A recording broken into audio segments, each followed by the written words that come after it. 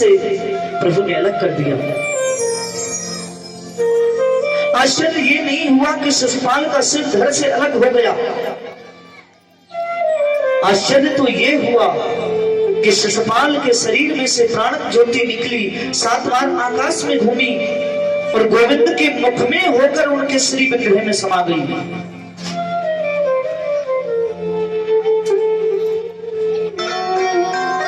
और मुक्तियों में ये सबसे उच्च मुक्ति है, इसको बोलते हैं साईं मुक्ति, भगवान में मिल जाना।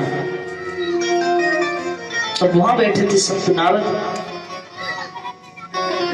युधिष्ठिर जी ने कहा, प्रभु मैंने देखा, सबने देखा, इस दुष्ट की करोड़ों जन्मों तक जिसे नरक में सड़ना चाहिए था, इसकी प्राण ज्योति निकली, आकाश में घूमी और गोविंद के विग्रह में समा गई।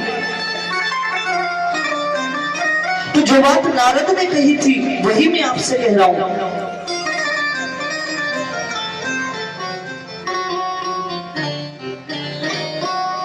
कि शक्रिदेव प्रपन्नाय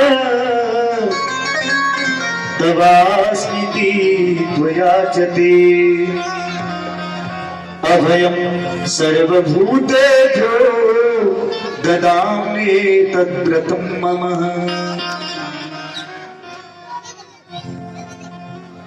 गोविंद की याद हम किस भाव से करते हैं ये उतना जरूरी नहीं है। चिंतन हम किस भाव से करते हैं वो जरूरी नहीं है, कितना चिंतन करते हैं वही जरूरी है।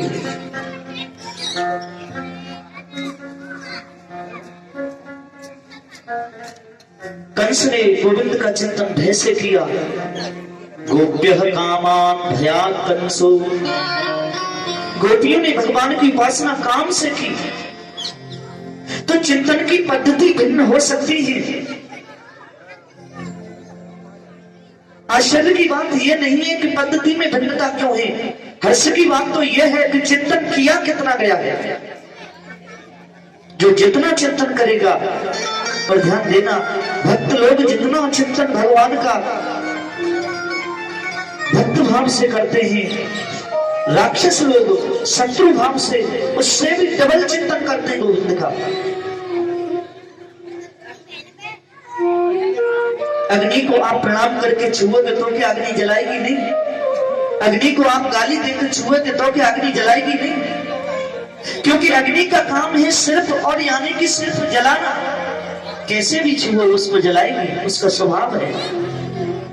इसलिए गोविंद के नाम को प्रेम से गाओ तो भी कल्याण, बिना प्रेम गाओ तो भी कल्याण।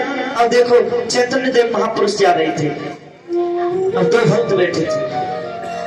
एक कह रहा है विष्णुवे नमः, विष्णुवे नमः, विष्णुवे नमः, विष्णुवे नमः। दूसरा बोलता है विष्णाय नमः, विष्णाय नमः, विष्णाय नमः, विष्णाय नमः। एक बोले देखो ये कैसे चलेगा, ये तो गलत मंत्र बोल रहा है। चैतन्य देव खड़े हो गए, बोले व्याकरण की दृष्टि से विष्णुवे नमः शब्द है, विष्णाय नमः अशब्द है। लेकिन ये बोलने वाला ये समझ रहा है कि जो करंट उसका है ये करंट इसका भी है, इसलिए वहां कोई फर्क नहीं पड़ता। यही थी तन्मयता। गोविंद का चिंतन करते समय तन्मयता कितनी आती है, शरीर की विस्मृति और उनकी स्मृति कितनी होती है, यही जरूरी है।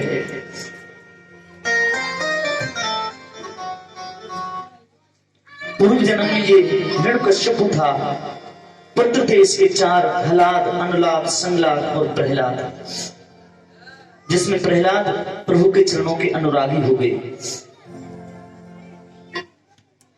और जैसा कि सब लोग जानते हैं कथा, प्रहलाद को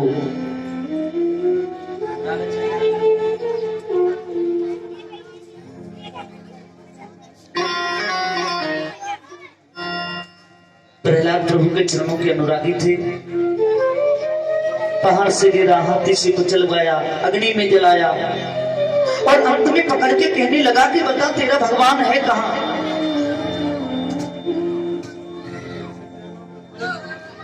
प्रहलाद बोले यत्तस्त्वया मंदभाग्योक्तौ मुदम्यो जगदीश्वर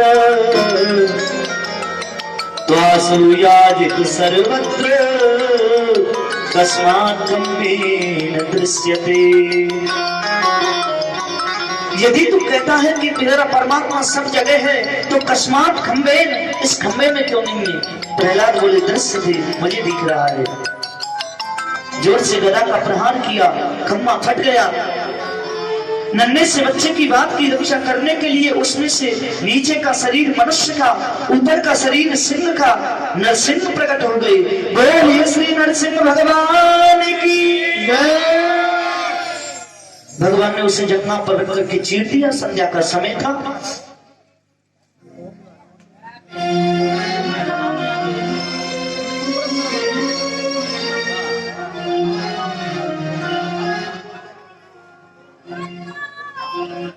लेकिन देखो हिरण्यकशिपु मर गया पर परमात्मा का तो कोप ही शांत नहीं हो रहा है। देवता बोले अब प्रलय हो गई। हिरण्यकशिपु मर गया, इनका तो क्रोध ही शांत नहीं हो रहा है। इंद्र बोले धर्म पत्नी यदि आमे तो कोप शांत हो सकता है। इसलिए माता लक्ष्मी जी के पास में गए, लेकर के आए, मना करके लाए। तो साक्षात श्री प्रेषिता देवई दृष्टात्मन महदद्भुतम अदृष्टा सुतपूर्वत्वा सानोपेयाय संकिता। साक्षात श्री प्रेषिता देवई, साक्षात श्री लक्ष्मी जी को लेकर के आए लोग, बना करके लाए। लेकिन दृष्टात्मन महदद्भुतम, ऐसा रूप न कभी उन्होंने देखा था न कभी सुना था। भाई पैर मनुष्य के और सिर सिंह का। कहते माता जी दौड़ी, 3 पटक लग गई, दूसरा सांस वैकुंठ में जाके लिया। देवता बोले अब प्रलय होगी। तो नारद ने बहुत प्यारी बात कही। बोले कोई कितनी भी स्तुति गा लो, धर्म पत्नी भी आमे तो भी कोप शांत नहीं होगा। क्योंकि जब तक प्रहलाद इनके सामने न आएगा तब तक क्रोध शांत होगा कैसे? तो प्रहलादम प्रेषयामासं ब्रह्मावस्थितमन्तिके तातः प्रसमयो तेहि कुपित्रं सुपितं प्रभु। प्रहलाद, ब्रह्मा जी ने प्रार्थना की, प्रहलाद बेटा तुम्हारे पिताजी के ऊपर हमारे प्रभु बड़े कुपित हो रहे हैं, आप शांत कर दो इनको।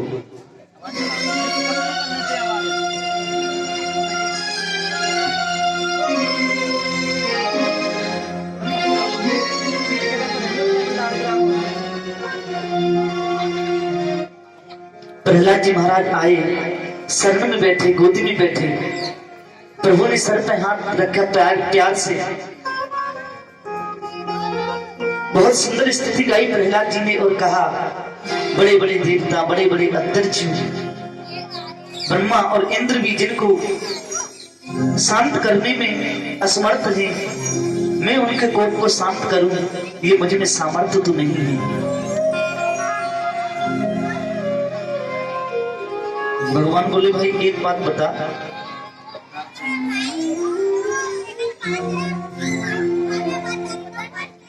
मेरी लंबी दाढ़ी देख के, मेरे लंबे लंबे दांत देख के ब्रह्मा जी भाग गए।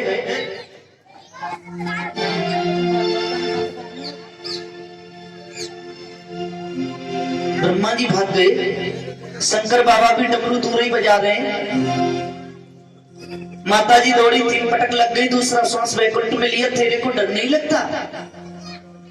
प्रहलाद बोले मुझे आपसे डर नहीं लगता, क्योंकि आप तो क्रोध होने का नाटक करते हो, अंदर से तो बड़े कोमल हो, बड़े शीतल हो।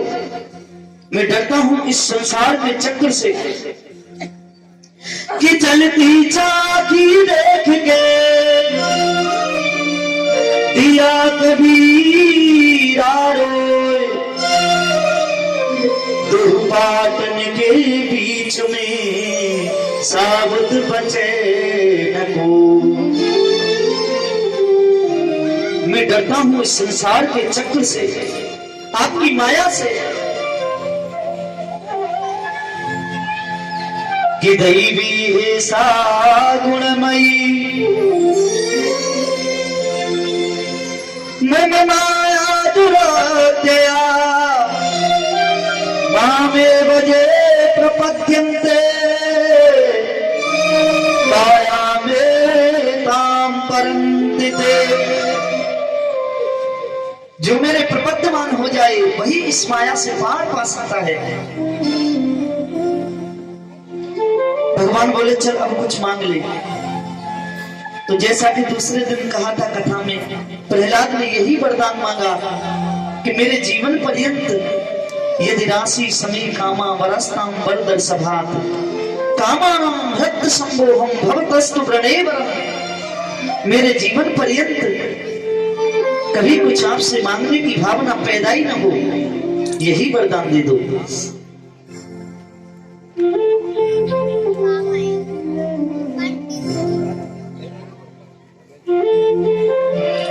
एक बार दुर्वासा ऋषि स्वर्ग में पधारे। बहुत ध्यान से सुनना। तो दुर्वासा ऋषि के लिए वैकुंठ में जब पधारे तो नारायण भगवान ने अपनी माला, प्रसादी माला दुर्वासा के गले में धारण करा दी। दुर्वासा तो भूले नहीं समाये। वही माला दुर्वासा ऋषि ने आकर के इंद्रलोक में इंद्र के गले में डाल दी। इंद्र महाराज बड़े प्रसन्न हुए। वही माला इंद्र ने अपने ऐरावत हाथी के गले में डाल दी।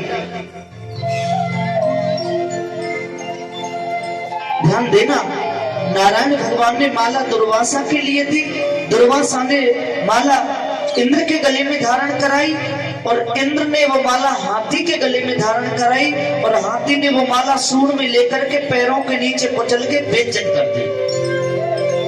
लो, और दुर्वासा का मतलब आप सब लोग जानते हैं, मैं ज्यादा कहूंगा नहीं। दुर्वासा का मतलब श्राप, डायरेक्ट। दुर्वासा ऋषि ने कहा ठीक। देवराज इंद्र को बड़ा अभिमान हो गया कि मैं त्रिलोकी का राजा हूं, स्वर्ग का सम्राट में हूं। जाओ श्राप देता हूं, दरिद्री हो जाओ। और दुर्वासा ने कहती देरी थोड़ी लगेगी। देवता बेचारे दर दर की ठोकर खाने लगे। अच्छा, अभिमान दुर्वासा ऋषि को भी हो गया। इंद्र को श्राप दिया मैंने। अम्बरीश जो थे ये एकादशी व्रत करते थे। मैया अल्लाह मत बचाओ।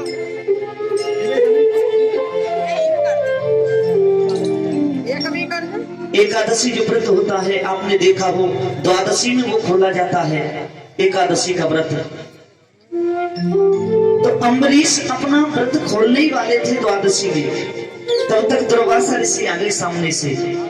और ऋषि जब आ गए तो पहले तो ऋषि को भोजन होगा।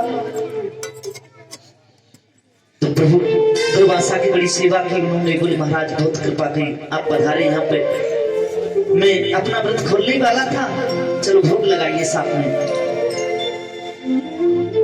दुर्वासा ऋषि बोले भाई अभी मैंने स्नान नहीं किए और हम स्नान करके आते हैं और तब भोग लगाएंगे। और दुर्वासा ऋषि स्नान करने के लिए चले गए।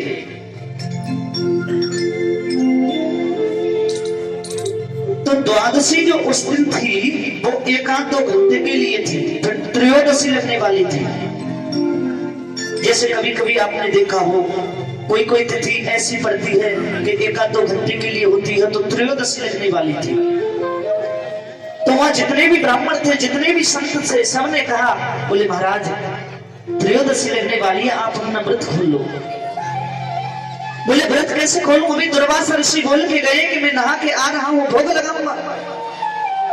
बोले महाराज आपने भोग नहीं लगाया तो त्रयोदशी लगने वाली है, आपकी एकादशी बेकार चली जाएगी।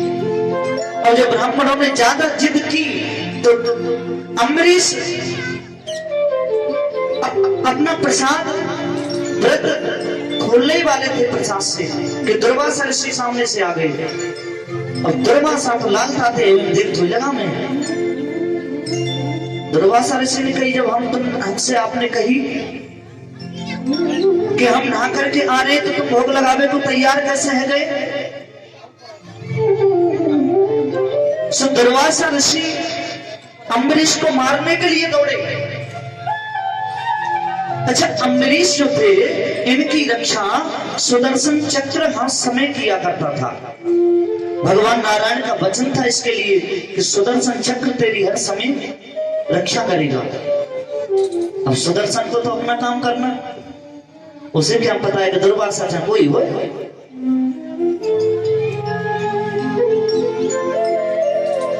दुर्वासा ऋषि जैसे अम्बरीश के लिए मारने के लिए दौड़े, सो सुदर्शन चक्र उनके पीछे पड़ गया और दुर्वासा ऋषि आगे आगे और सुदर्शन पीछे पीछे। ब्रह्मा जी की शरण में पहुंचे, त्राहिमाम प्रभु त्राहिमाम। ब्रह्मा को पूरी बात बताई। ब्रह्मा बोले अपने बस की बात नहीं है, शंकर जी के पास जाओ। शंकर जी के शरण में पहुंचे। शंकर जी ने कहा, भाई ये चक्र वक्र रोकना अपने बस की तो बात है नहीं। सुनो, नारायण के पास जाओ सीधे। नारायण भगवान की शरण में पहुंचे। शंकर ब्रह्मा दुर्वासा तीनों पहुंच गए। बोले प्रभु रक्षा करो इसकी। भगवान बोले, भाई देखो हमारा तो वचन है कि चक्र इनकी रक्षा करेगा अम्बरीश की। और तुम्हें यदि किसी से क्षमा मांगनी है तो वापस अम्बरीश के पास में जाओ। दुर्वासा ऋषि अम्बरीश के पास में आए। दुर्वासा का अभिमान दूर हो गया और बोले, मैंने बहुत बड़ी गलती करी प्रभु, जो मैंने अभिमान किया, मुझे ऐसा नहीं करना चाहिए था। प्यार से बोलो राधे राधे राधे राधे।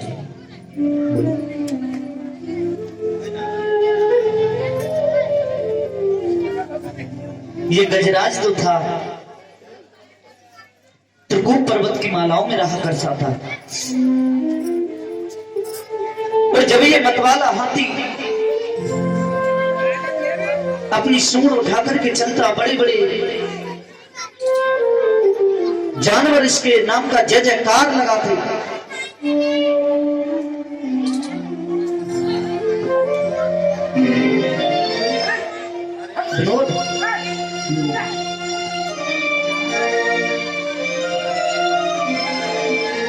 अभिमान हो गया इसको। एक दिन लिखा है, नीर पिबन हेतु गयो सिंधु के किनारे, सूरदास जी गाते हैं। क्योंकि वो सरोवर थी ना, एक सागर जैसी लगती थी, बिल्कुल समुद्र ही थी।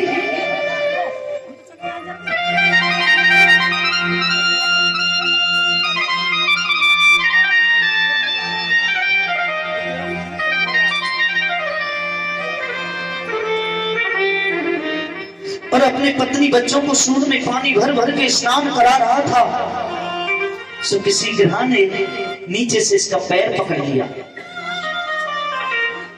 गजराज ने सोचा, अब इसको मालूम नहीं है कि मेरा पैर है, गजराज का पैर है।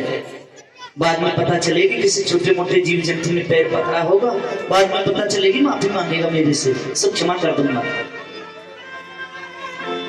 लेकिन उसे नहाते नहाते लगा कि मैं कमजोर क्यों हो रहा हूं, ये मेरी शक्ति क्षीण क्यों हो रही है।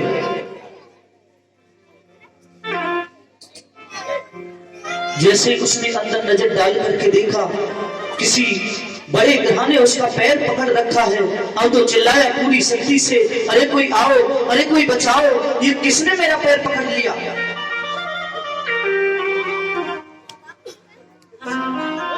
पत्नी बच्चों ने बहुत कोशिश की, लेकिन वो सफल न हो सके। गजराज ने कहा, अरे धर्मपत्नी जी आप कहां जा रही हो। बोले, पतिदेव आप तो यहां से निकलोगे नहीं, अब घर का काम भी तो देखना है, ऐसे थोड़ी खड़े रहेंगे। पत्नी चली गई। बच्चे लोग बोले, बाबूजी अब आप तो यहां से निकलोगे ही नहीं, अब घर का काम भी तो देखना है हमें।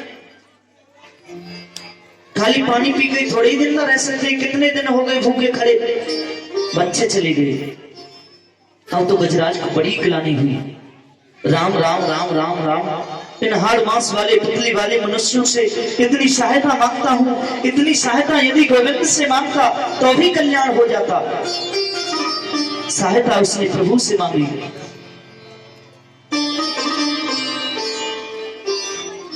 बिगड़ेगी बात तुम्हारी रे बनवारी देने नहीं जो संभाली।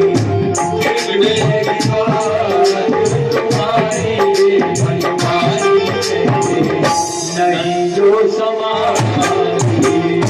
कोई जगत में पारी रे बनवारी देने नहीं जो संभाली। जगत में पारी बनवारी तेने नहीं तो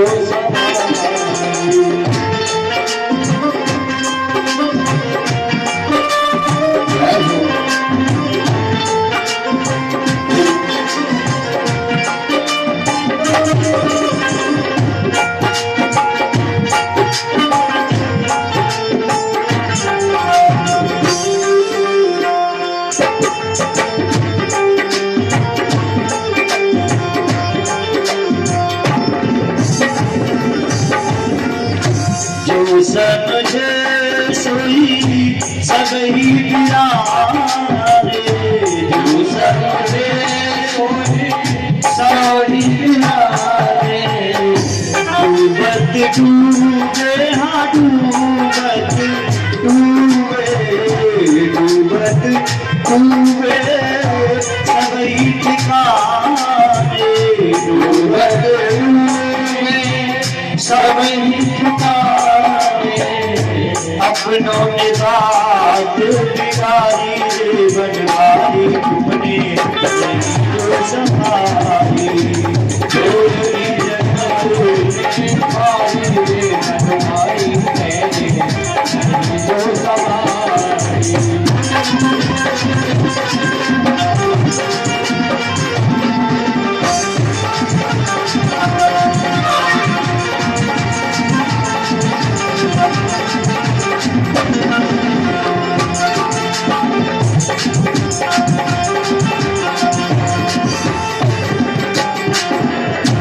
कैसे आऊं द्वार तुम्हारे।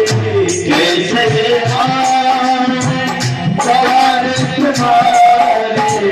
साधन कोई ना साधन साधन कोई ना जगदाधारे।